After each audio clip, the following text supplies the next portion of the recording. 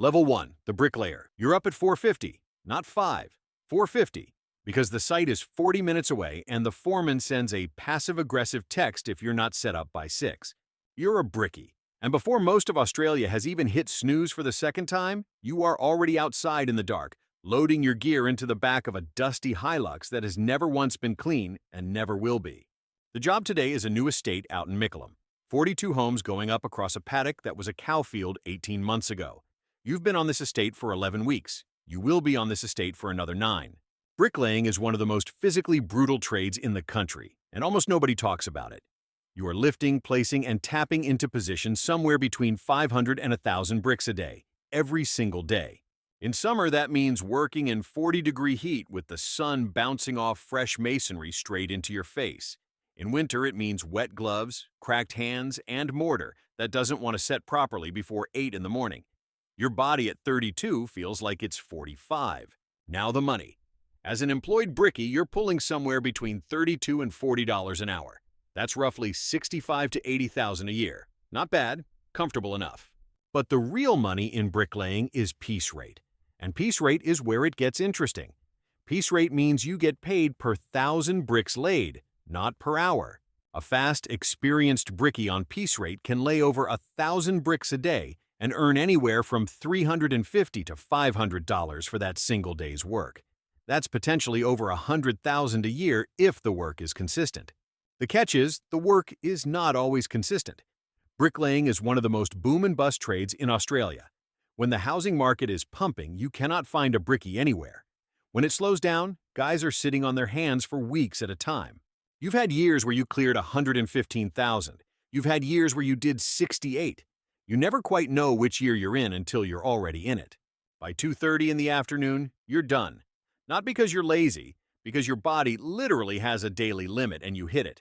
You drive home, shower for longer than you'll ever admit, eat something massive, and are asleep by 9.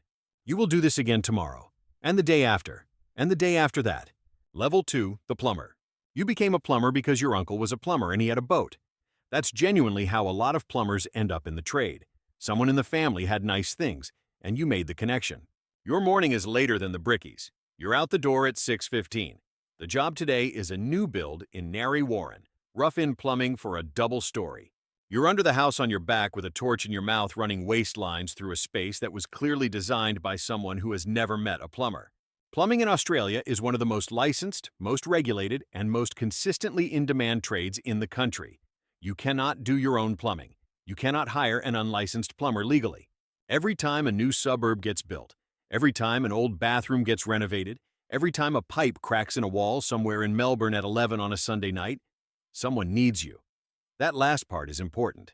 Emergency callouts are where plumbers quietly print money. Your standard rate during business hours is somewhere around $120 to $150 an hour for your own business. After hours, evenings, weekends, public holidays, that rate goes to $200, $250, sometimes more. A blocked drain on Christmas afternoon that takes you 45 minutes to clear can run a homeowner $400. You feel slightly bad about it for approximately 4 seconds.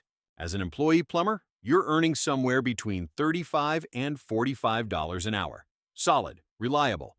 Your take-home on $42 an hour across a full year is around $85,000 before tax. Call it $64,000 after. In Melbourne or Sydney, that's a life that works but doesn't have much give in it. Self-employed plumbers with a couple of years under their belt are regularly turning over $150,000 to $250,000 a year in revenue. After expenses and tax, a well-run one-person plumbing business can net $80,000 to $120,000. You have a boat, not a big one, but it floats. And you take it out on Port Phillip every second Sunday and you think about your uncle and you think, yeah, he was right. Level 3, the Sparky. People think being an electrician is clean work. It is not always clean work. Today you're in the ceiling cavity of a 1970s commercial building in Parramatta, surrounded by old insulation that you are choosing not to think too hard about, rerunning 3-phase cable to a new switchboard. It is 38 degrees outside. In the ceiling, it is approximately the temperature of a decision you regret. But you are an electrician in Australia in the current market, and that means something. Electricians are the trade everyone needs and nobody has enough of. The renewable energy boom, solar installations, battery storage, EV chargers, grid upgrades has created a wave of electrical work that has completely outpaced the number of qualified Sparkies available to do it. You have not struggled to find work in 4 years. You have turned down work in 4 years. Your hourly rate as an employee is somewhere between $38 and $50. Top-end commercial electricians on large infrastructure projects can push past that with allowances, travel, and shift penalties. An experienced Sparky on a major infrastructure project in Sydney or Melbourne can clear $90,000 to $110,000 a year. As an employee with full super, leave entitlements, and redundancy protection, go out on your own and the ceiling basically disappears. A self-employed electrician running a 1 or 2 person operation in any major Australian city, focusing on residential and light commercial work, can turn over $200,000 to $350,000 a year in revenue. Net profit after expenses, materials, and a van that doesn't embarrass you, somewhere between $120,000 and $180,000. You are good at your job, you answer your phone, and you show up when you say you will. In the electrical trade, that combination alone has made you the busiest person in your postcode. You knock off at 4, you stop at the shops, you pick up your kid from after-school care, you make dinner. Tomorrow, you are going back into that ceiling. But the super you put in this quarter just cleared $14,000. So, back into the ceiling it is. Level 4, the Carpenter. You are a chippy, and you might be the most versatile person on any build site in the country. Framers, formwork, fit-out, cabinetry, stairs, decks, renovations. Carpenters touch more of a finished home than almost any other trade. You were on the frame before the plumber arrived. You'll be back for the fit-out after the plasterer leaves. You see a house go from a concrete slab to a front door that actually closes properly, and that means something to you. Your day-to-day is a renovation in Paddington. A terrace being updated for a young couple who spent $2.1 million on a 110-year-old house and are now spending another $180,000 making it livable. You are building a new staircase, installing custom joinery in the kitchen, and trying to explain to the owner why the original floorboards cannot just be sanded back to look new because they are structurally compromised in 2 places. This conversation takes 45 minutes and you are not billing for it. That is a mistake you are still making. The carpenter's income spread in Australia is wide. A young qualified chippy doing residential construction as an employee is on somewhere between $30 and $38 an hour, around $60,000 to $75,000 a year, standard. But the carpenters who move into high-end joinery, custom furniture, or heritage renovation work, that's a different market. These guys are charging out at $90 to $130 an hour for specialist work. A bespoke kitchen installation in a Mosman renovation can run $40,000 to $60,000. The carpenter building it is not seeing all of that, but if it's their own business, they're seeing a lot more than the employee rate. Self-employed carpenters in metro areas, particularly those who niche into renovations and fit-out rather than new builds, are regularly netting $80,000 to $110,000. The Paddington couple just asked if you can also look at the back deck. You say yes. You add it to the quote. This time you bill for the conversation. Growth. Level 5, the Plasterer. Nobody thinks about the Plasterer. That's kind of the point. If the Plasterer does their job perfectly, you will never once think about the Plasterer. The walls are flat, the cornices are clean, the finish is smooth. It looks like it was always just like that. If the Plasterer does their job badly, you will think about the Plasterer every single time you look at that wall for the rest of your life.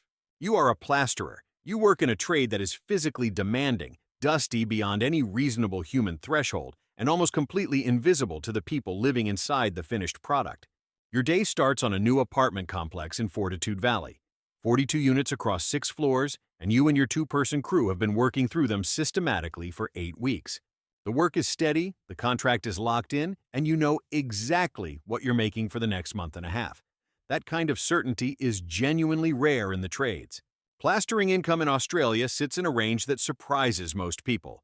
Qualified plasterers as employees earn somewhere between $30 and $42 an hour. Call it $62,000 to $82,000 a year.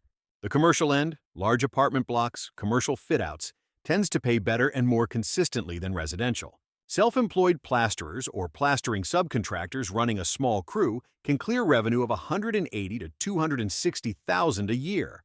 Running a crew means your margins are tighter, your admin load is heavier, and one bloke calling in sick on a deadline day becomes your problem in a very specific way. But net profit for a well-run plastering subcontractor regularly lands between $90,000 and $130,000. The apartment job finishes at 3. You are covered head to toe in white dust. Your phone background is white. You think it might always have been that color, but you genuinely cannot remember anymore. You stop for a meat pie. The woman at the counter looks at you. You say, "Sorry, it's just plaster." She nods like this is not the first time. It is never the first time.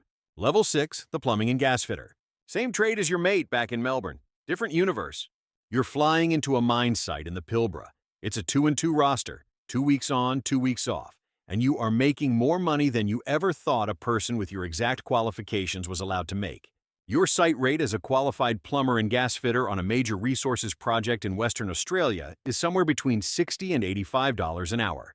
With overtime, site allowances, and the remote area loading, you are grossing between $140,000 and $190,000 a year. Your accommodation is paid for. Your food is paid for. Your flights are paid for. You are saving somewhere between $80,000 and $110,000 a year. Read that again. You've been doing this for 3 years. You have $240,000 in an offset account attached to a property you bought in Mandurah for $420,000. Your mortgage repayments are $800 a fortnight. You are effectively living for free.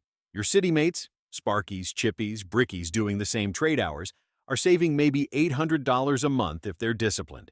You're saving $8,000.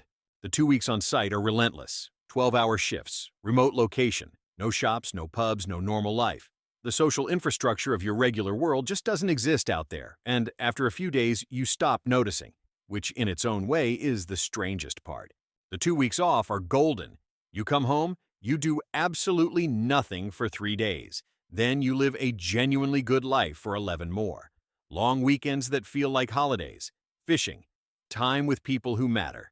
Until the flight back, and then you do it again.